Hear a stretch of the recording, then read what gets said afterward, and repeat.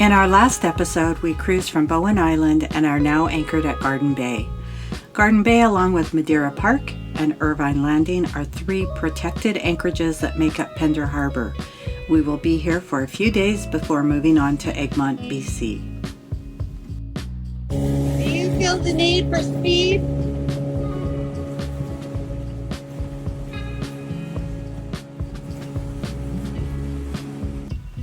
Generally, the first order of business whenever we get settled, whether at a dock or anchored, is to get our dogs ashore. The girls love dinghy rides and exploring new trails, and this gives them a chance to stretch their legs, get their energy out, and explore their new surroundings.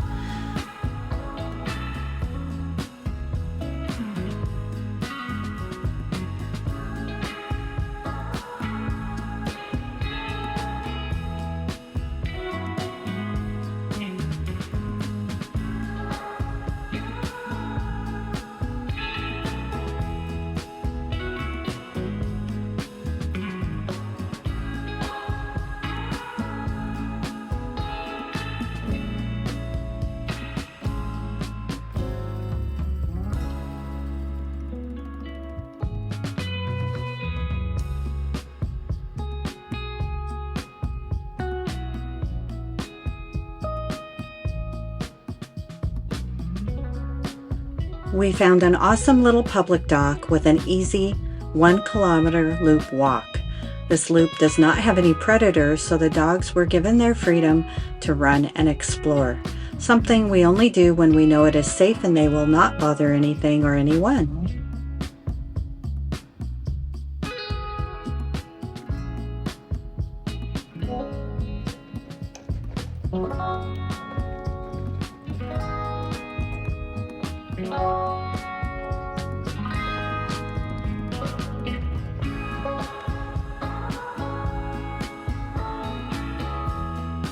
We explored the various anchorages within Pender Harbor and found several parks to visit and to hike.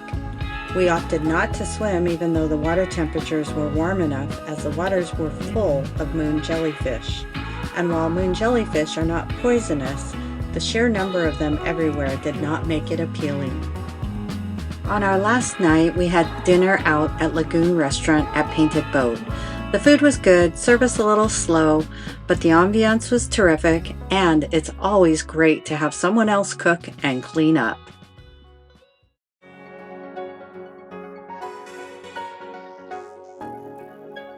It's July 11th and we are leaving Garden Bay and traveling approximately 12 nautical miles to the Back Eddy Resort and Marina. Here we will meet Colleen and Jeff, who have traveled by car to meet up with our buddy boat, Empress. We transit via the Agamemnon Channel at the mouth of the Jervis Inlet and need to time our arrival for slack. Egmont is located close to the Skookumchuck Narrows, which deliver the fastest saltwater rapids in North America. At slack, docking is much more manageable, even though there can still be strong residual currents to contend with.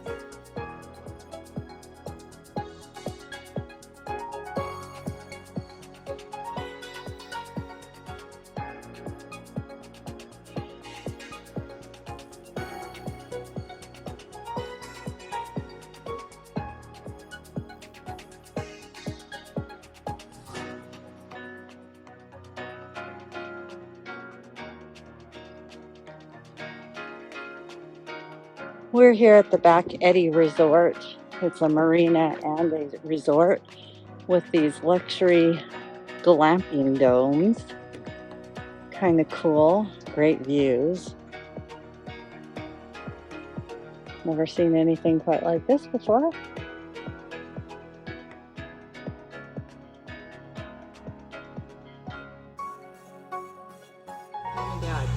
Mom and Dad. Hi. How are you?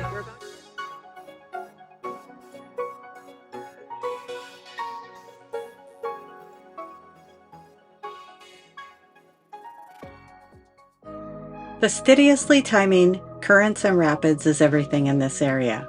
We are now headed approximately 30 nautical miles to Princess Louisa, but must first safely transit the Malibu Rapids.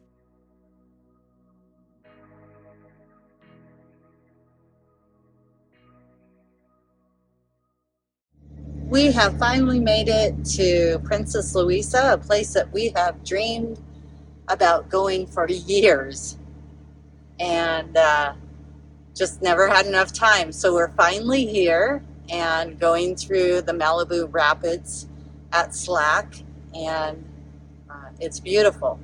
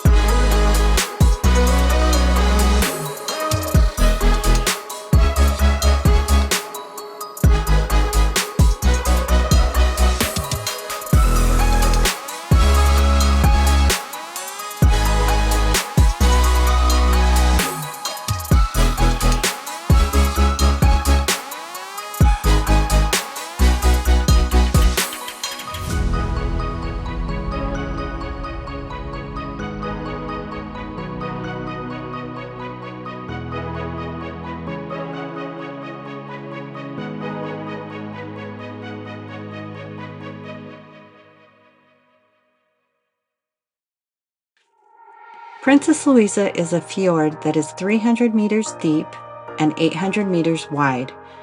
Craggy granite bluffs loom above, and spidery waterfalls cascade down the walls of the mountainsides, which are about 2,100 meters high. Princess Louisa is considered the crown jewel of Northwest boating and only accessible by boat or seaplane. The jaw-dropping beauty is almost undescribable.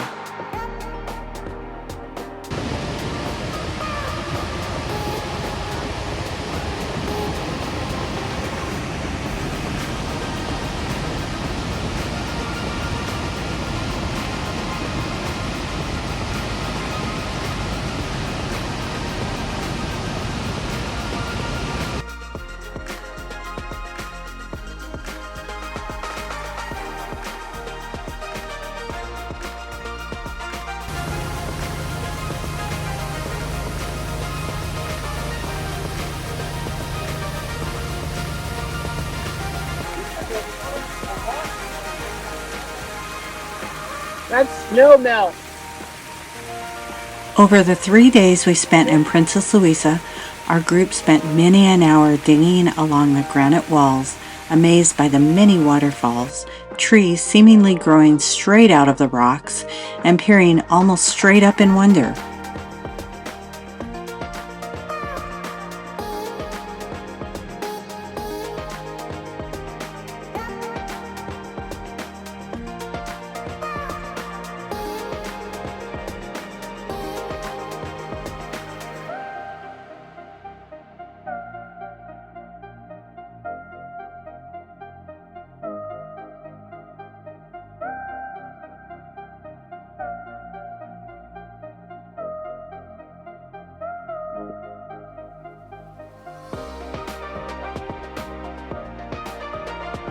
That is one happy dog.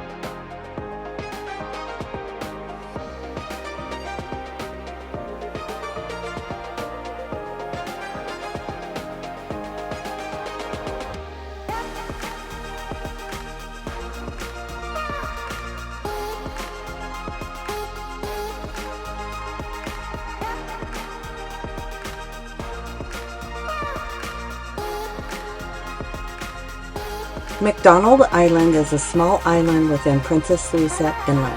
It has a small dock and a 1-kilometer loop trail called Ming's Trail.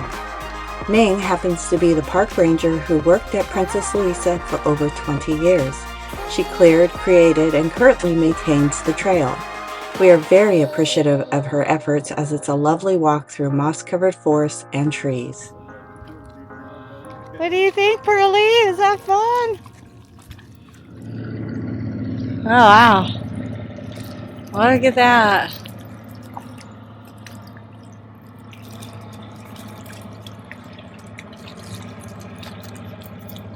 Plane, the plane, the plane. Fly in the same route we come in the boat. Start coming in between the mountains around the bend there before Malibu, and straight up to Malibu and coming through the canyon here. Oh, yeah. While the waters of Princess Louisa Inlet rise and fall with the tide, currents are practically non-existent. The result is water temperatures that range between 70 and 78 degrees in the summertime. So of course we had to take advantage and get some splash time in.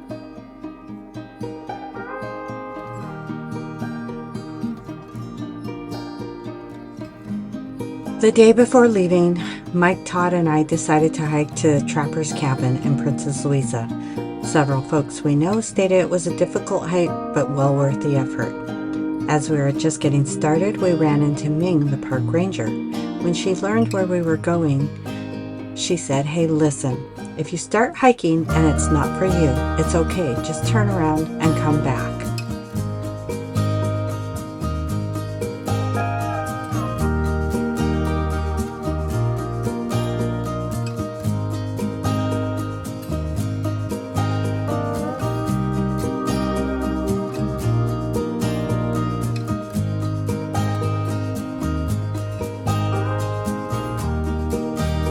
We've been hiking for 2 hours and 1 minute, and we made it to Trapper's Cabin here in Princess Louisa. It's been a hell of a climb, hardest climb I've ever done, for sure.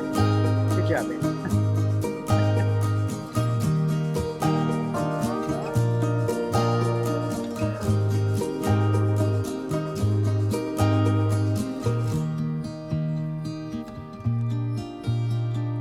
The hike to Trapper's Cabin is a 4.8-mile out and back trail with an elevation gain of approximately 2,000 feet. It was tough and took well over 4 hours to finish.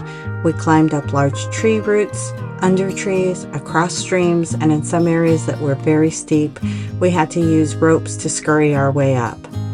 We passed by a group of backpackers who were hiking to the ice fields at the very top of the mountain. All were carrying large packs, leaving us amazed as just carrying a couple water bottles was cumbersome. Once we reached the Trapper's Cabin, we all felt a huge sense of accomplishment and were rewarded with stunning views of the inlet, a glimpse of how a trapper may have lived, and a gorgeous waterfall. Our time in Princess Louisa was truly special.